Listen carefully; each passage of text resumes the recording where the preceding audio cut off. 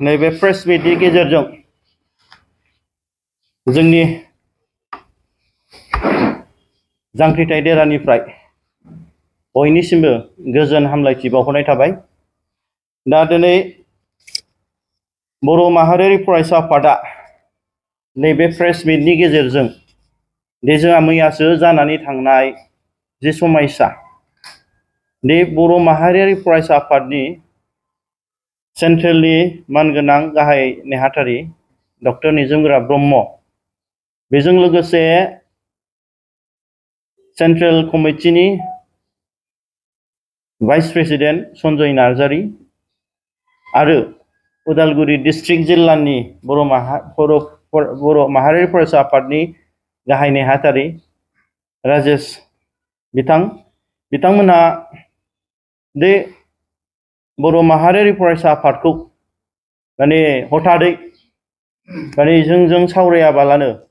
एबा resignation letter होआबालानो बिथांमोनहा दानि बिटिसि खुंथायनि मानगोनां बिटिआरनि CM Pramod Bodo'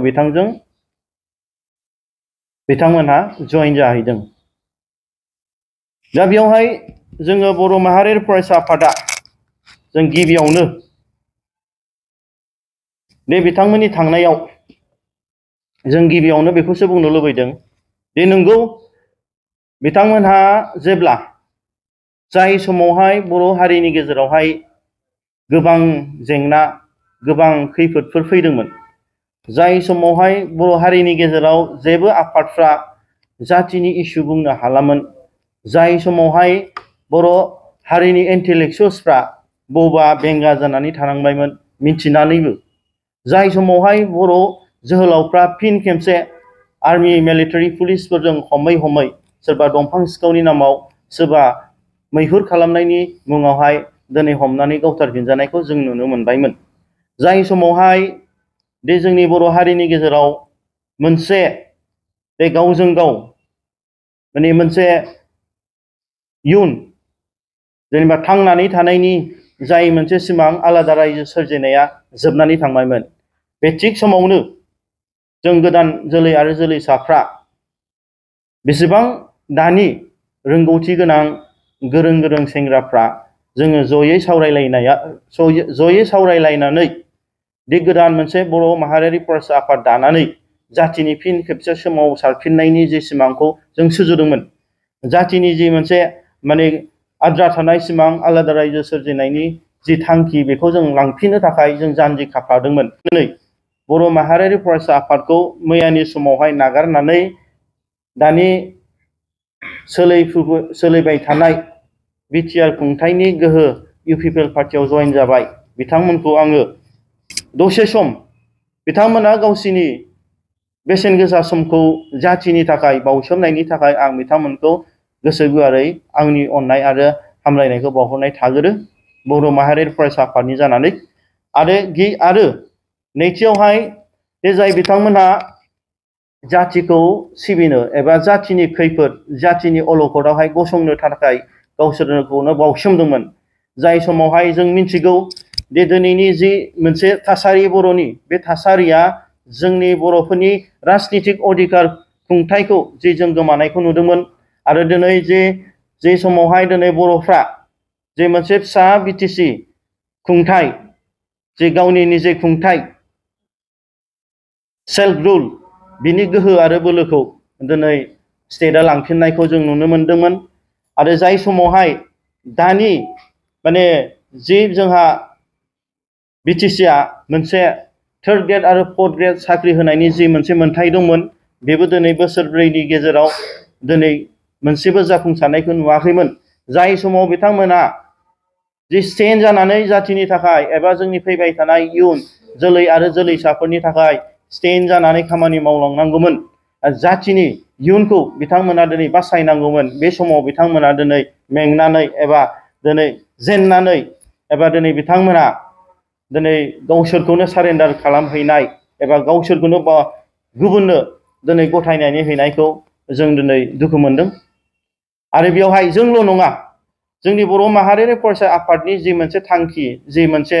principles and आइडिय'लजि सान्थौ आरो सानस्रिया गासिबो बर' हारिखौ दिनैहाय बिथांमोननि जि लुबैनाय बिथांमोननि जि आद्रा थानाय सिमां आलादा रायजो सोरजिनाय बेखौ जाफुंसार होनायनि जि मोनसे जोङो जि बिथांमोना जि सिमां सुजुदों बेखौबो बिथांमोना दिनै असनमान एबा बिथांमोना बेखौबो दिनै माने नंखाय एबा फोथाय खेबस' खालामनानै थांनायखौ जों नुनो मोनदों। दा दिनै बर' माहारियारि फरायसा आफादा नंगौ दे जों गिबि स्टार्टिंनिफ्रायनो जोंनो दिनै लाथिख'निफ्राय जोंनो आफादखौ दानानै जोंनो दिनै खस्थ'नि गेजेरजों जाय समावहाय जोंहा दिनै माने बर'फ्रा थाखा फैसा थाइसेबो गैलिया सोरबा बिजनेसमेनफ्राबो दिनै बिजनेस मावनायनि खाबुखौ मोनलिया दिनै सोरबा बिल मोननांगौ जोंनि बर' बिजनेसमेनफ्राबो दिनै बिटिसिनिफ्राय बिल मोनलिया सोरबा दिनै साख्रि आवला बिथांमोनाबो दिनै थार्ड ग्रेड फर्थ ग्रेड साख्रि मावनायफ्राबो नांगौखिनि दिनै बेथन मोनलिया दिनैहाय मावनाय बिथांमोना दिनै थाइसे बेथन मोनलिया जाय बेफोरबायदि मोनसे अलखद समावहाय जोङो स्टेन्ड जानानै जों दिनै खामानि मावलांनांगौमोन जाय रायजो राजाफ्रा जोंनि सायाव मोनसे बिसास जोंनि सायाव मोनसे फोथायनाय जोंनि सायाव मोनसे आसा बेखौ दिनै बिथांमोना नेवसिनानै जे गावनि बेक्ति सार्थनि थाखाय गावसोरनि बेक्ति सेल्फ इन्टारेस्टनि थाखाय दिनै मोनसे गोथार आफादखौ नागारनानै मोनसे गावसोरखौनो दिनै दावहाथिलिनिफ्राय दिनै एरायनानै दिनै थांनायखौ दिनै जों नुनो मोनदों एबा रायजो राजाफ्रा बेफोरखौ बिथांमोना दिनै दुखु मोनदों। दा नंगौ गमामायैनो दे जोंनि बे बर' माहारियारि फरायसा आफादनि जि मोनसे दावहाथिलियावहाय आगान सुरनायाव गोबां खैफोद खैदान जों मोनदों निस्सय नंगौ दिनैहाय जोंहा दिनै बे बनसुनि दैदेनगिरि बिथांमोनखौ दिनै नंगौ स्टार्टिंनिफ्रायनो फोजोबस्रांनाय नाख्रेबनो नागिरनायनि जि एन्टि ट्राइबेलफोरनि पलिसि दिनै असमिया मेलेमजिबि बिथांमोननि जि स्ट्रेटेजि पलिसि बिथांमोना दिनै जाय आफादानो बर'फोरनि थाखाय आलादा रायजो बिदों एबा बिगोन बेखौ फोजोबस्रांनायनि जि बिथांमोननि षड़यन्त्र बेखौ बिथांमोना इमप्लिमेन्ट खालामबाय थादों नाथाय बिथांमोना दिनै गावसोर डाइरेक्टलि हायैनि थाखाय जोंनि दिनै बर'फोरनि दैदेनगिरि एबा बुंनो थाङोब्ला दिनै दानि बिटिसिनि पावाराव थानाय दैदेनगिरि बिथांमोनखौ इउटिलाइज एबा बाहायनानै पुलिस प्रशासनखौ बाहायनानै सिगि सग' खालामनानैब्लाबो मेन्टेल टर्चार होनानैब्लाबो जोंनि बनसुनि सेंग्राफोरखौ मालाबा दैखोनाय मालाबा थानायाव लेंहरनानै मेन्टेलि टर्चार खालामनायखौ जों नुबाय थादों। थेवब्लाबो बर' माहारियारि फरायसा आफादा गावनि जि मोनसे थांखिखौ जों होसोनायाव दिनै जों मेंनानै थायाखै जे जोंनि थांखिखौ जों होसोलांबाय थादों आरो दिनैहाय जोंनि बर' माहारियारि फरायसा बिथांमोनखौ दिनै जोंनि मानगोनां बिटिआरनि CM बिथाङा प्रमद बर' बिथाङा दिनै थाखा फैसा जासिनानै एबा थाखा फैसानि माने डिसकासन खालामनानै पलिसि खालामनानै बनसुनि सेंग्राफोरखौ लांबाय थानायखौ जों नुनो मोनदों आरो बेल' नङा बिथांमोनखौ पुलिस प्रशासननि थ्रुयै मानगोनां बिथांमोनहा दिनै बिटिसि गभर्नमेन्टआ बाहायनानै जोंनि सेंग्राफोरखौ थिखोनाय मेन्टेलि हेरेसमेन्ट होनायखौ जों नुनो मोनदों। दानि जोंनि बिटिआरनि मानगोनां CM प्रमद बर' बिथाङा जिहेतु जोंनि बर' माहारियारि फरायसा आफादनि सोद्रोमाफोरखौ जेने थेने फोजोबनाय एबा जेने थेने माने वान पलिसि नङाब्लासिनो आनादार दस्रा पलिसिजों दिनै फोजोबस्रांनायनि जि मोनसे पलिसि बेखौ बिथाङा बानायबाय थानायखौ जों नुनो मोनदों। नंगौ बिथाङा दिनै पुलिस प्रशासननि थ्रुयै जे जोंनि सेंग्राफोरखौ मेन्टेलि टर्चार होनाय एबा नंखाय दैयाव साजा फोनांनानै बिथाङा दिनै माने थानायाव लांनाय जेलाव लांनायखौ जों नुबाय थादों आरो बेल' नङा जोंनि सेंग्राफोरखौहाय थाखा फैसानि नेगसिएसन खालामनानै दिनै बिथांखौ लांनायखौ जों नुनो मोनदों। नंगौ बिथाङा माने जोङो बेखौसो बुंनो सानदों जे बिथांखौ मानगोनां बिटिआरनि CM प्रमद बर' बिथांखौ जे जोंहा दिनै जोंनि बर' माहारियारि फरायसा आफादनि दैदेनगिरि बिथांमोना दिनै गावनि बेक्ति सार्थनि थाखाय नङा फैबाय थानाय इयुन बर'फोरनि थाखाय दिनै जि आद्रा थानाय आलादा रायजो सिमांखौ जों बेसेबां लांनो हायो बेसेबां जाफुंसार होनो हायो बिनि थाखाय जों चेलेन्ज एबा बिनि थाखायसो जोङो दिनै लामा हान्थिबाय थादों गतिके नोंथाङा ओमफ्राय प्रेस मिटनि गेजेरजोंनो बुंगोन दे गतिके नोंथाङा दिनै आन्दोलनखौ सापर्ट खालामोब्ला फाइनान्सियेलि खालाम नाथाय जोंनि मानसिखौ लांनानै दे नोंथांनि राजनितिक हान्जायाव आर'नाइ गानहोनानै दे फैसा जासिनायखौ बन्द' खालाम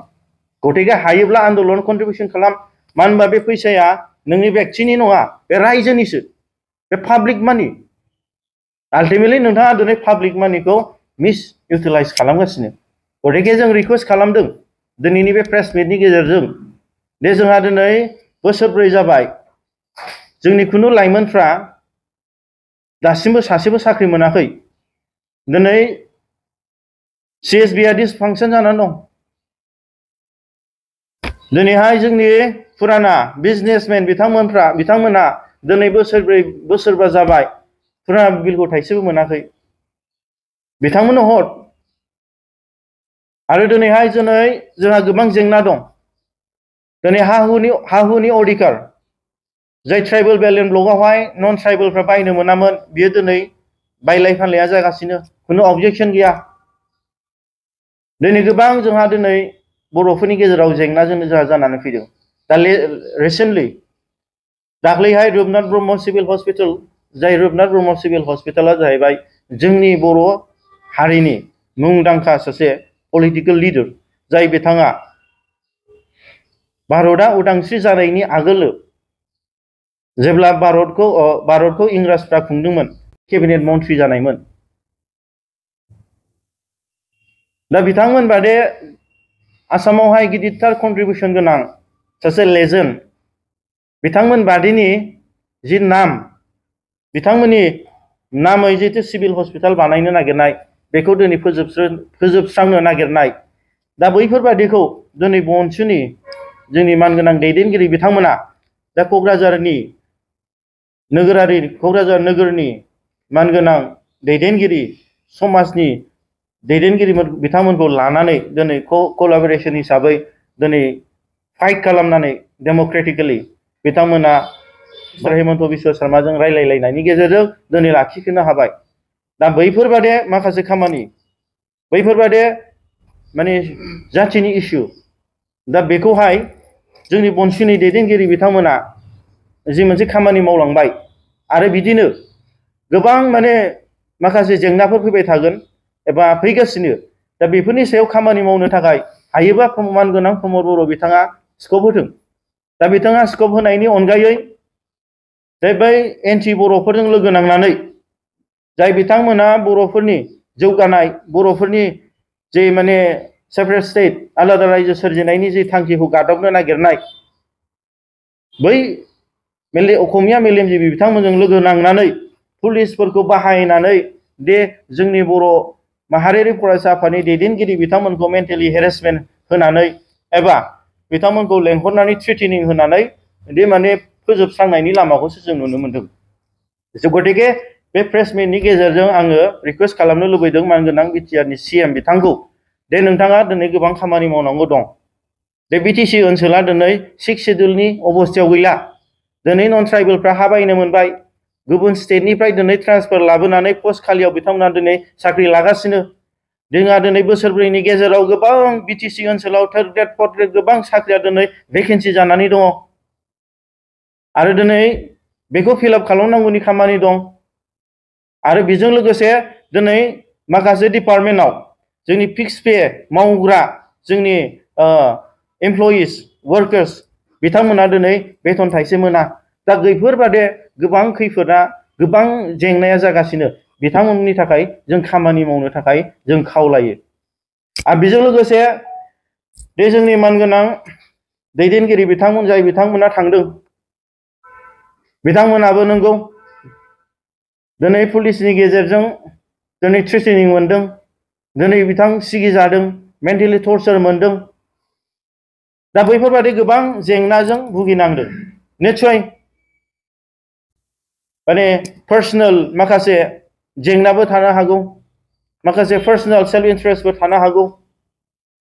दा गतिके गासैबो बेफोरबादि इस्युनि थाखाय बिथांमोना दि नंगौ मोनसे थांखि लानानै बर' माहारियारि फरायसा आफादखौ दिनै मजबुरै खामानि मावदोंमोनब्लाबो बिथांमोना बैफोरबायदि मोनसे जाथिनि जि मोनसे सिमां सुजुनायाव जि मोनसे लामा हान्थिनायाव बिथांमोना दिनै जों जेननायखौ नुनो मोनदों एबा बिथांमोना माने जाय खस्थ'खौ बिथांमोना गारनानै बिथांमोना दोरोदनानै थांनायखौ जों नुनो मोनदों। नाथाय दिनै बिथांमोना थाङोब्लाबो जोंनि बर' माहारियारि फरायसा आफादा जाथिनि थाखाय मावलांबाय थागोन। बनसुनि प्रिन्सिपल्स एन्ड आइडियलजिसखौ जों होसोबाय थागोन आरो बेयावहाय जे सोरबा साफा सानै नेताफ्रा सासे सानै नेता दैदेनगिरिफ्रा जोंनि बर' माहारियारि फरायसा आफादाव थांगोन फैगोन, नाथाय बर' माहारियारि फरायसा आफादनि जे सान्थौ आरो सानस्रि जे थांखि जे बर' हारिनि देरसिन सिमां आलादा रायजो सोरजिनायखौ जों जाफुंसार होनायनि जे थांखि बे मालाबाबो जोबनो थांनाय नङा। जोंसो दिनै दं, जोंसो गाबोन गैया। नाथाय जोंनि फैबाय थानाय फंबाय बिनानावमोनहा एबा बर' हारिनि जे जोंनि लाइमोनफ्रा दिनै बेखौ दैदेननानै जोंनि थांखियाव बर' माहारियारि फरायसा आफादनि देरसिन सिमां जे आलादा रायजो सोरजिनायखौ मोगथां महर होनो थांगोन। दा जोंहा दिनै नैबे प्रेस मिटनि गेजेरजों जोंनि साथाम दैदेनगिरि जाय बिथांमोनहा बर' माहारियारि फरायसा आफादखौ जोंजों सावराया लाब्लानो एबा जोंनो दिनै रिजाइनेसन लेटार होआलाब्लानो जे बिथांमोना मोनसे राजनितिक हान्जायाव थांबाय। दा जोंहा बनसुनि बर' माहारियारि फरायसा आफादनि आयेन बादे बिथांमोनखौ मानगोनां सेन्ट्रेल बनसुनि गाहाय नेहाथारि डक्टर निजोम ब्रह्मजों लोगोसे भाइस प्रेसिडेन्ट सन्जय नार्जारिजों लोगोसे उदालगुरि जिल्ला बर' माहारि फरायसा आफादनि गाहाय नेहाथारि राजेश बिथांमोनखौ जों फर्मेलि नैबे प्रेस मिटनि गेजेरजों जे बिथांमोनखौ जोङो बनसुनिफ्राय एक्सपालसन खालामबाय एबा बिथांमोनखौ बनसुनिफ्राय बिथांमोना दि बनाफाइड सासे माने मेम्बार नंला बेखौ जों डिक्लेयार खालामनाय जाबाय।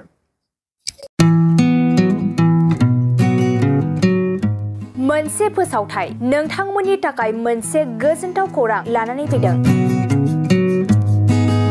चिरां जिल्लानि सिङाव थानाय काजलगावनि सिफुं हटेलखौ गुवाहाटी नोगोरनि साखाथियाव थानाय सानसारियाव गोदानै मोनसे सिफुं हटेल ब्रान्च खुलिनाया नोंथांमोननि थाखाय गोजोनथाव खौरां लानानै फैदों।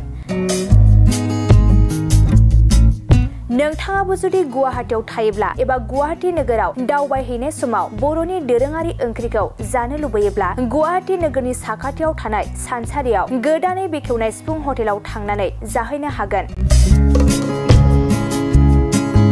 बे सिफुं हटेलाव नोंथाङा बाङाय बेसेनावनो बर'नि गोबां गुबुन गुबुन दोरोङारि जाग्रा ओंख्रिफोरखौ मोननो हागोन। अनला दाउ, सबाय दाउ, अमाजों नारजि, मैथा अमा,